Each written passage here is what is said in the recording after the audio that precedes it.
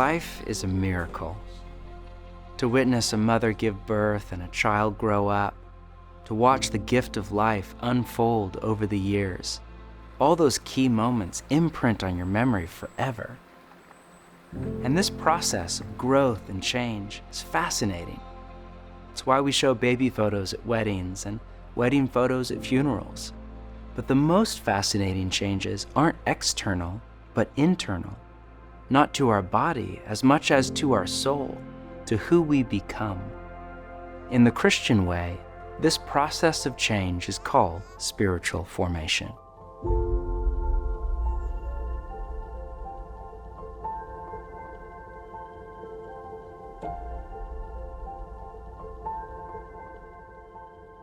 Last week, we covered the 3 goals of a disciple or apprentice of Jesus: to be with Jesus, to become like him, and to do as he did. And we said spiritual formation is the process by which all this happens, by which our spirit or our inner woman or man is formed into a particular shape or what we call a character, whether it be the character of Jesus or the character of someone else. The language of spiritual formation comes from the New Testament. For example, in Romans 12, Paul writes this to the followers of Jesus in the city of Rome: "Do not conform to the pattern of this world, but be transformed by the renewing of your mind." Notice the 2 verbs, conform and transform. Both verbs are from the same root word in Greek, metamorphao, where we get the English word metamorphosis, the word for the process by which a caterpillar is transformed into a butterfly. One lexicon defines it as to change the essential form or nature of something. This is the word picture for the depth of change that is possible in the human soul. Not just surface level behavior modification, but deep change in the heart. And in Greek, both verbs, conform and transform, are in the present passive tense, meaning they are something that is already happening to you. You are already being conformed to be more like the pattern of this world, or transformed to be more like Jesus. There is no option C, conformed or transformed.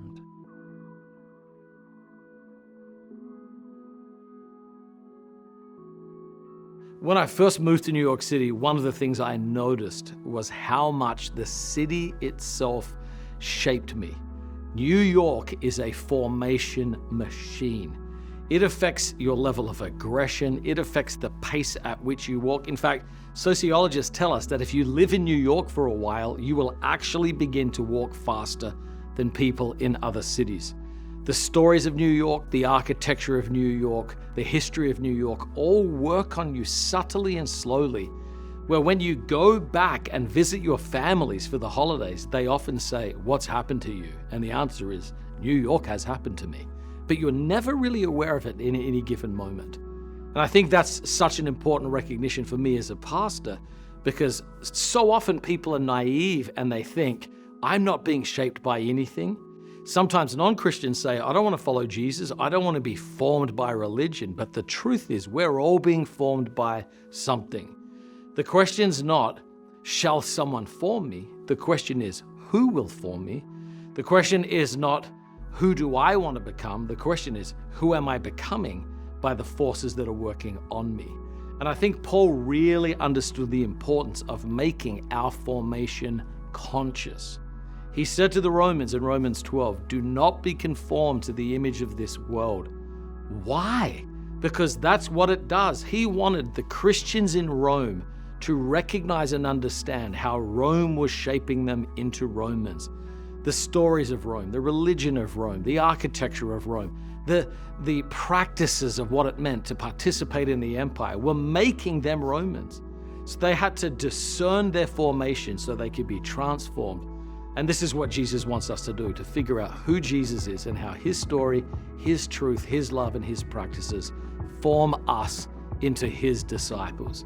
So the great question is not, shall I be formed? The question is consciously determining who it is that that will form you.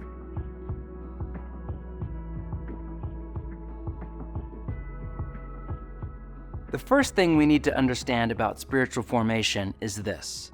Spiritual formation isn't a Christian thing, it's a human thing. To be human is to change. We can't help it. Whether we are religious or not, we grow, evolve, go astray, come back to the path. I occasionally hear people say they are getting into spiritual formation, by which they usually mean they are reading good books and beginning to practice ancient spiritual disciplines like solitude and silence, or they are in therapy. All very good. But just to clarify, you've been being spiritually formed since before you took your first breath.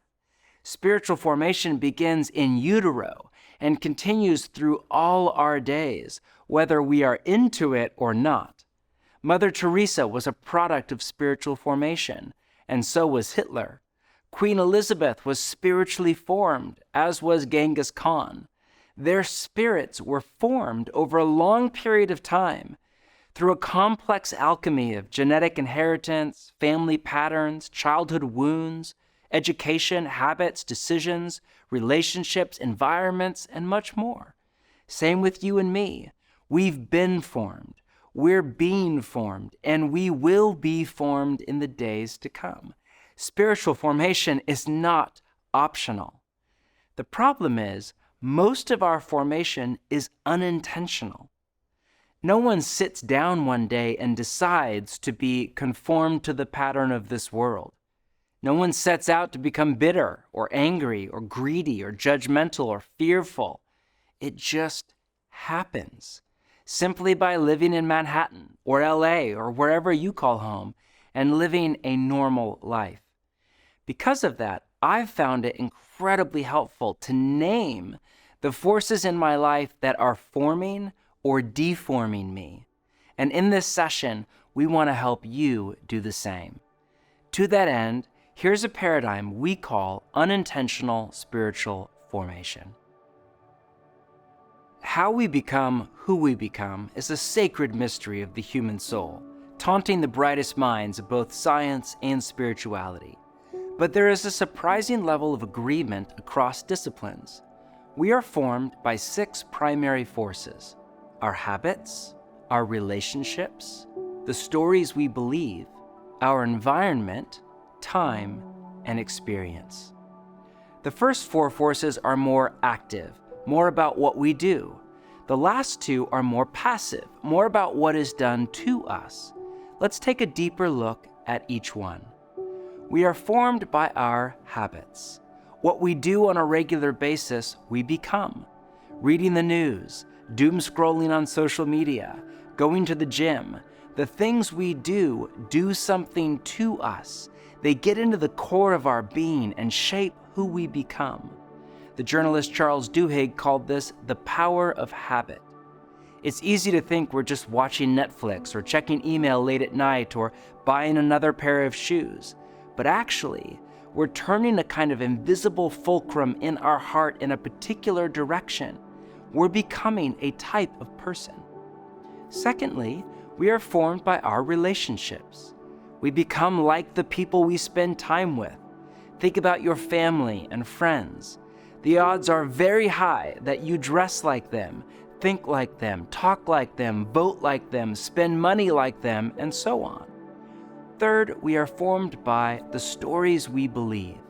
God wired the human brain to search for meaning, to take all the data points of reality and turn them into a story, a narrative to live in and live out.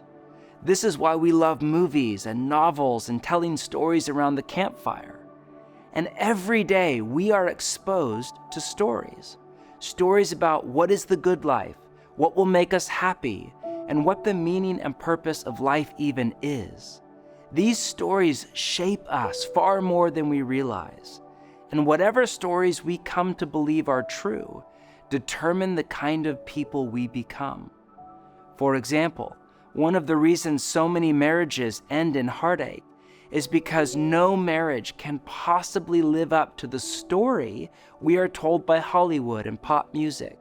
which is very different from the story Jesus tells. The stories we believe give shape to the thousands of decisions we make every day, from whether we stay in a marriage, to how we spend our money, to how many hours we spend at work. Pick your stories carefully, because they will determine who you become.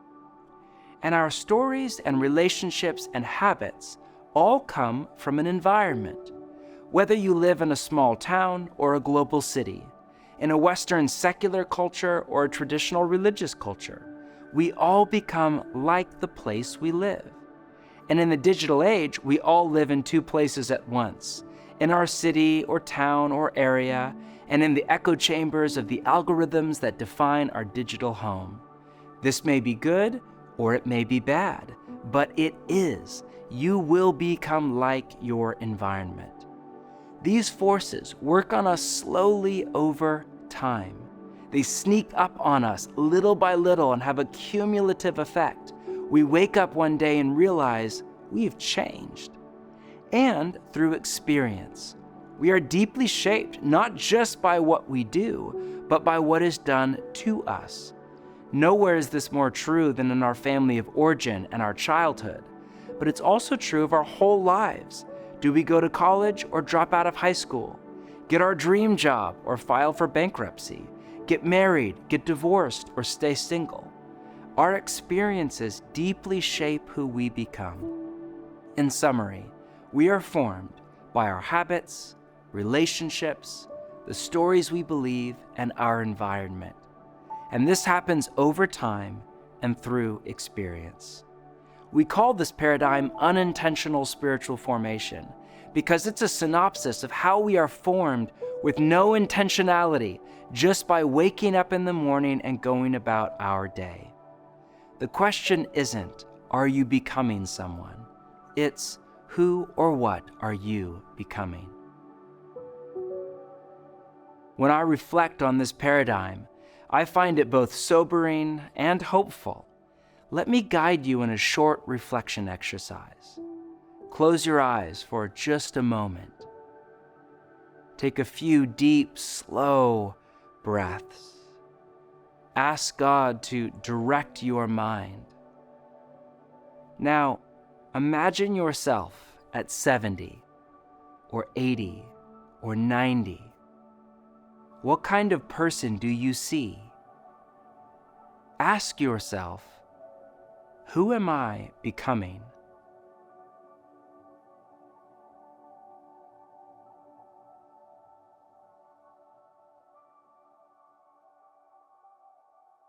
I remember the first time I ever did that exercise. I was about 30 years old, and I had enough life under my belt to plot a hypothetical trajectory and imagine myself at 40 or 50 or 60. And the person I saw on the horizon was terrifying. I was becoming more hurried and anxious and irritable, not more loving and joyful and peaceful. In my case, it was a wake-up call. I realized I had to make some major life changes. What about you? What changes do you need to make to alter the trajectory of your spiritual formation in the direction of Jesus?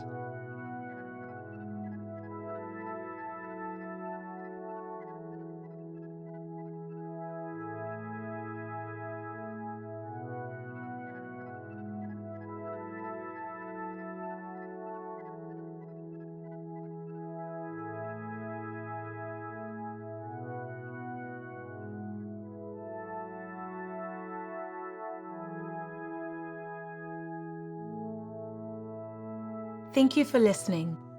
Now it's time to process this truth about spiritual formation together. You may be feeling a number of emotions as you realize you're becoming a person, and that all sorts of forces in your life, from your morning routine to your friend group to your social media feed, are deforming you more than forming you. Let's process this together. Circle up in groups of 3 to 5 people and talk through the following questions. The first, what habits do you keep in your daily and weekly life, and how might they be shaping you? This may be as simple as what you do after you wake up, what activities fill up your free time, or as complex as how you respond internally and externally to interruptions in your day. Second, who are the most important people in your life? And what do those relationships look like? Third, as you reflect on your own journey, what stories have shaped the way you view the world, and where do these stories originate? These stories could be, what's your version of a good life? What should you spend your money on? How should you interact with your family? And fourth, did God reveal anything new to you in this session that you want to say more about? Take a few minutes and discuss.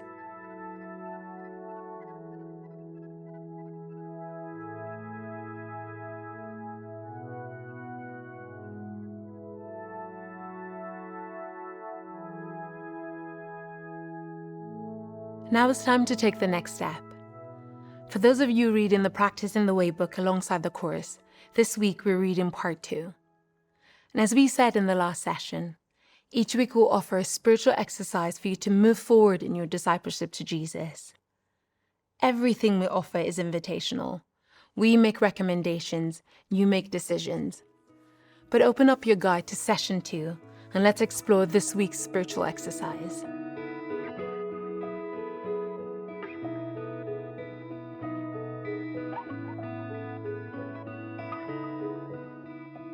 Our exercise for this coming week is to conduct a formation audit. For me, going through this formation audit has been a powerful and illuminating experience. Perfectly going through an exercise like this can help us become more self-aware and set the stage for our growth toward wholeness, for our becoming more like Jesus. In this exercise, we take an inventory of all the forces that are currently forming us. To help you with your audit, we have created a template for you to work through, which you can find in your guide in the On Your Own section for Session 2. In this audit, we work through each of the 6 forces that form us: the stories we believe, our habits, our relationships, our environment, our time and experiences. The first step is to write out your morning routine, your workday, your evening habits, your eating and sleeping patterns. You then write about your various relationships and your family history. The next step, which requires more reflection, is to identify how these patterns and relationships are forming you. You might want to process this step with a wise, trusted friend, a counselor, pastor, or spiritual director.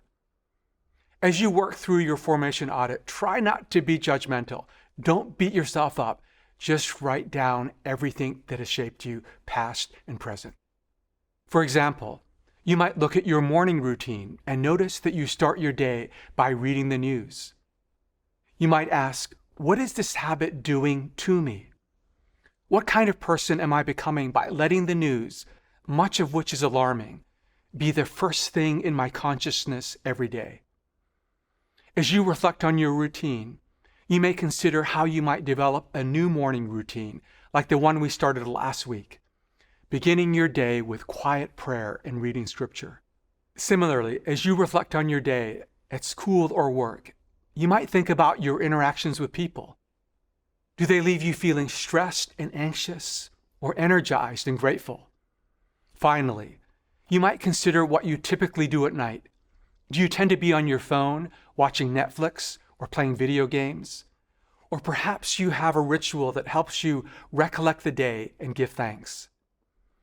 How do these habits and rituals shape you? Remember, try not to be judgmental. Don't beat yourself up. Just write out all the forces in your life, past and present. This exercise can take more than an hour. We encourage you to take an evening this week or a quiet morning to do this. Although it's a longer exercise, it can open the door to profound transformation as you grow in self-awareness and are inspired to establish habits that help you grow into the person you long to become.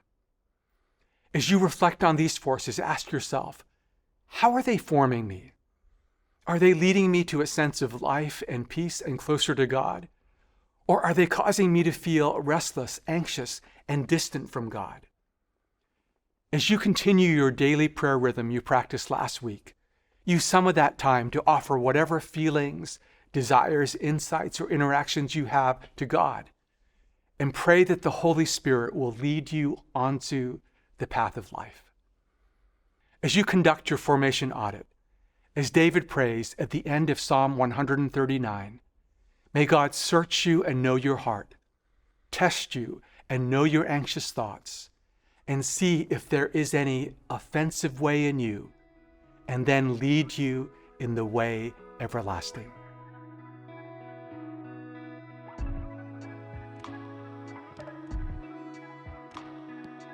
Let's review what we've covered in session 2. Spiritual formation isn't a Christian thing. It's a human thing. We're formed by a complex web of forces, but especially by our habits, our relationships, the stories we believe, and our environment. This happens over time and through experience. Most of our formation is unintentional. One of the most important questions to reflect on is, who am I becoming? And am I being intentional about who I'm becoming? One of the best ways to do this is through this coming week's practice, a formation audit.